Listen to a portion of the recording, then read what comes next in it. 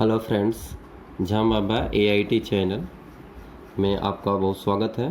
Class 12 part a subject English grammar में आपको आज हम लेकर आए हैं फिगर ऑफ स्पीच।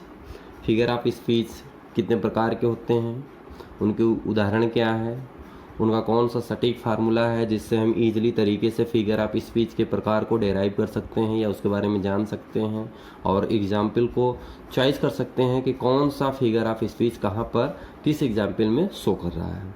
इसलिए हम आपके लिए जो लेकर आए हैं उसे आप देखें। आज हम पहले पार्ट्स में इसके कुछ भागों के बारे में बताएंगे ईजिली, और आगे चलकर इसके अन्य पार्टों के भी बारे में आपको बताया जाएगा। सबसे पहले हम स्टार्ट करते हैं फिगर ऑफ स्पीच।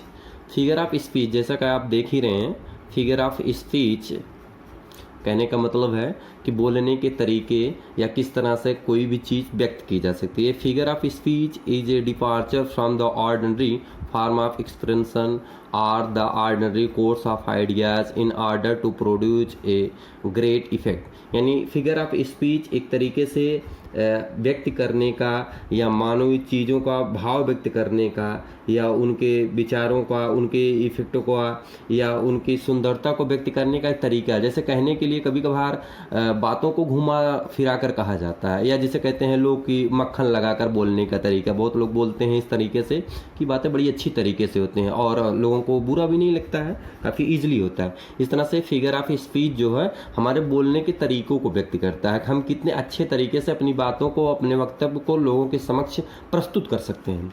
तो वही फिगर ऑफ स्पीच है जो हमारी अभिव्यक्ति को लोगों के समक्ष प्रस्तुत करने का एक तरीका है, जिसे हम फिगर ऑफ स्पीच बोलते हैं।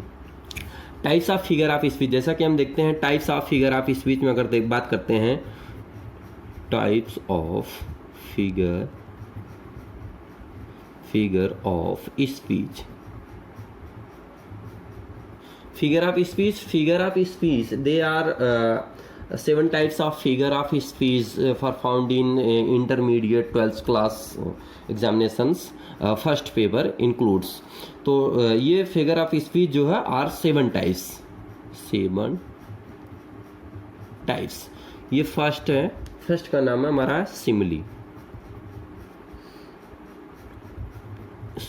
जिसे हम हिंदी में कहते हैं उपमा अलंकार, उपमा भी नाम करते हैं। दूसरा हमारा जिसे हम कहते हैं मेटाफर, इसे हम कहते हैं रूपक अलंकार। तीसरा हमारा है जिसे हम कहते हैं पर्सोनिफिकेशन,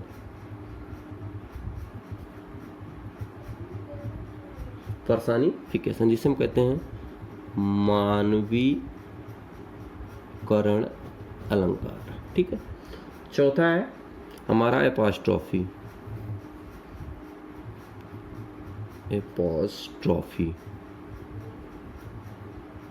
जिसे हम कहते हैं संबोधन अलंकार।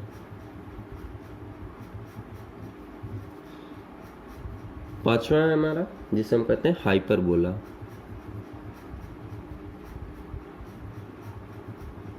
जिसे हम कहते हैं अतिशयोक्त अलंकार।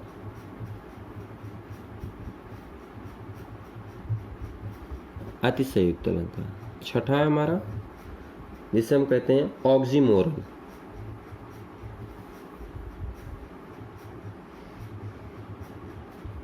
जिसे हम कहते हैं विरोधाभास अलंकार।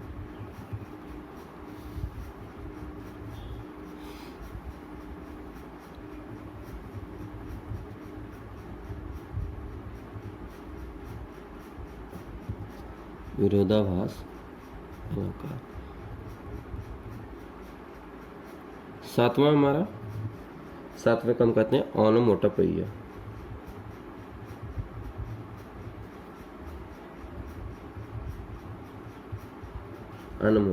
जिसे हम कहते हैं ध्वनि सूचक अलंकार।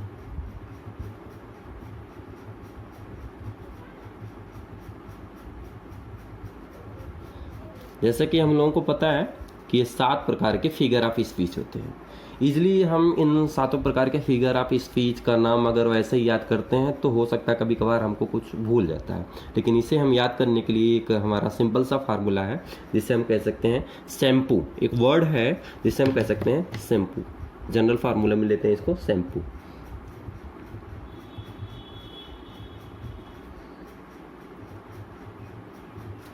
शैम्पू। शैम्पू वर्ड को अगर देखा जाए तो शैम्पू वर्ड्स में पहले से यस फॉर सिमिली, ठीक है, एस फॉर आपका बनता है S for hyperbola, A for apostrophe, ठीक, एम फॉर मेटाफर,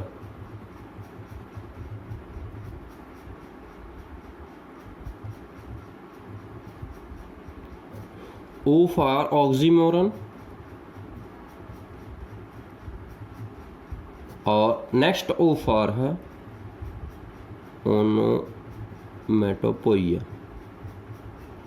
इस तरह से हम शैम्पू वर्ड से, शैम्पू ध्यान देना है कि शैम्पू जो वर्ड हम लेंगे उस शैम्पू में अगर हिंदी का वर्ड लेते हैं इस तरह से लिखा जाएगा, ध्यान देंगे शैम्पू वर्ड। इस शैम्पू वर्ड से हम इस फिगर ऑफ स्पीच के 7 पार्टों के बारे में ईजिली जान सकते हैं, और कौन कौन से अलंकार है सारे हमारे भूलने के लिए नहीं रहेंगे, हम ईजिली उनके बारे में बता भी सकते हैं। अब यहाँ पर सारे आपके जो भी वर्ड बने इस शैम्पू से आपका क्लियर हो जाता है कि 7 प्रकार का फिगर ऑफ स्पीच है, जिसे आप आइंदा यानी आगे आने वाले एग्जाम में आप नहीं भूलेंगे। ये आपका इस तरह से तैयार हो जाए। अब हम पहली बात करते हैं कि पहला अलंकार जिसे हम कहते हैं simile.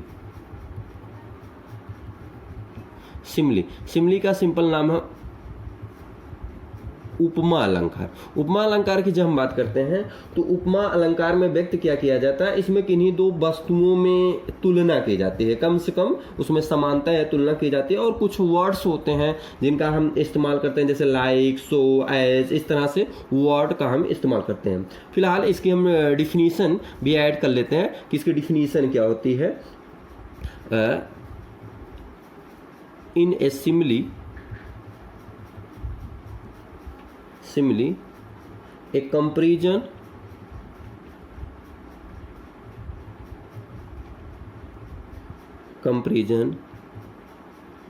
is made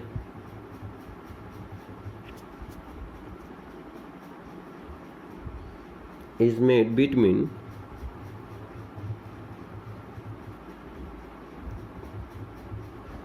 two objects of different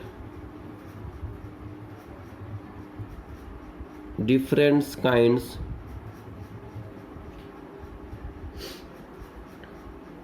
which have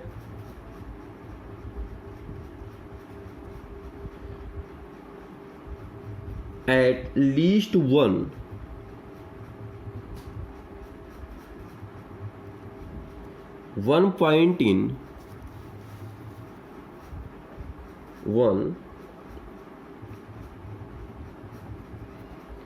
point in common,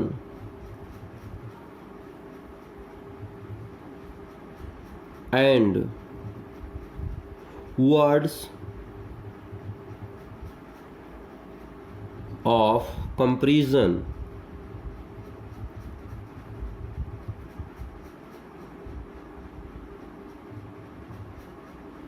like, so, and as are used। हम इन वर्डों का, लाइक है, सो है, एज, इन वर्डों का अगर जिस एग्जाम्पल में प्रयोग हो रहा है उन वर्डों को हम कहते हैं सिमिली अलंकार या उपमा अलंकार का नाम दे सकते हैं। यानी कहा जाता है कि उपमा अलंकार में किन्हीं 2 वस्तुओं में तुलना की जाती है और कम से कम उनमें किसी एक बात में समानता होना आवश्यक है, और इन वर्डों का अगर ये वर्ड आपको जैसे ही दिखाई देते हैं तुरंत आप आशा ईजिली कह सकते हैं कि यह एक प्रकार का सिमिली अलंकार है। तो ध्यान देंगे सिमिली अलंकार को ईजिली इसी तरीके से व्यक्त किया जा सकता है। जैसे हम कुछ उदाहरण लेते हैं एग्जाम्पल में क्या होता है सिमिली अलंकार का। सिमिली अलंकार के ईजिली उदाहरण है, life is a like a dream.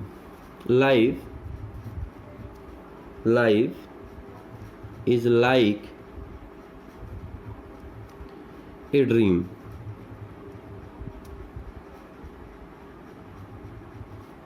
बात करते हैं लाइफ, यानी जीवन इज है तरह एक स्वप्न, यानी जीवन एक स्वप्न की तरह है कि ऐसे मतलब स्वप्न से ही उसकी तुलना की गई है, यानी उसकी समानता की गई स्वप्न की तरह की गई है। दूसरा एग्जाम्पल जैसे हम बात करते हैं, मान लीजिए पहला होता है, दूसरा एग्जाम्पल हमारा ले लेते हैं, आई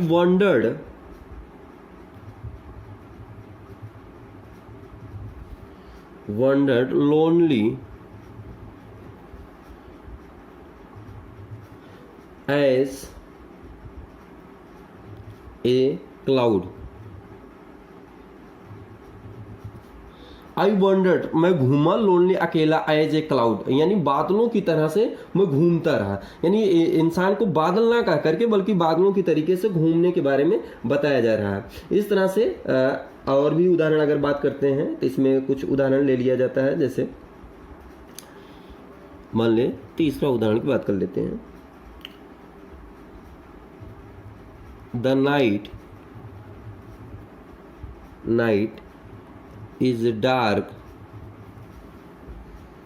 as black stone। ठीक है, नाइट इज डार्क यानी रात जो है अधेरी है, एज ए ब्लैक स्टोन, जैसे एक काले पत्थर की तरीके से अधेरी रात के वर्णन किया गया है। इस तरह से अगर हम बात करते हैं तो ये हमारे कुछ एग्जाम्पल्स हो गए जैसे सिमली अलंकार के। तो फिलहाल आज की वीडियो में बस इतना ही, और नेक्स्ट वीडियो में हम मिलते हैं इसके अन्य जो भी पार्ट्स हैं उनके बारे में और उनके अन्य उदाहरण के बारे में, और इनके कंपैरिजन करके भी ये बताया जाएगा कि एक दूसरे में क्या डिफरेंट होते हैं, जिससे आप इजीली इनके एग्जाम्पल को आराम से बता सकें कि क्या हो सकता है। अगर ये वीडियो आपको अच्छा लगा हो तो please like, share and subscribe करना ना भूलें। Thanks for watching.